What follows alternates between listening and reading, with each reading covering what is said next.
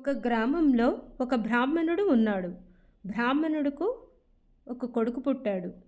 అతని ఇంటి దగ్గర ఉండే ఒక ముంగీసకు కూడా పిల్ల పుట్టింది. ఆ బ్రాహ్మణుడి భార్య ఎంతో దయ కలిగింది. ముంగీస పిల్లకు కూడా రోజు పాలు పెట్టేది.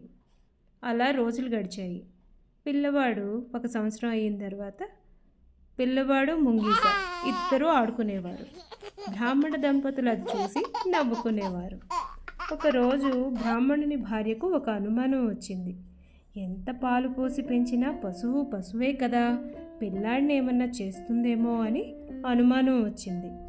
ఒకరోజు చెట్టుకు ఉయ్యాల కట్టి దానిలో పిల్లవాడిని పడుకోబెట్టి బ్రాహ్మణుని చూసుకోమని చెప్పి తను నీళ్లు తేవడానికి చెరువుకు వెళ్ళింది.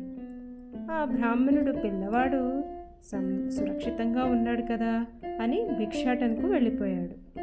ఈలోగా ఒక నల్లని త్రాచుపాము వచ్చింది. మిగతాది నెక్స్ట్ షాట్లో.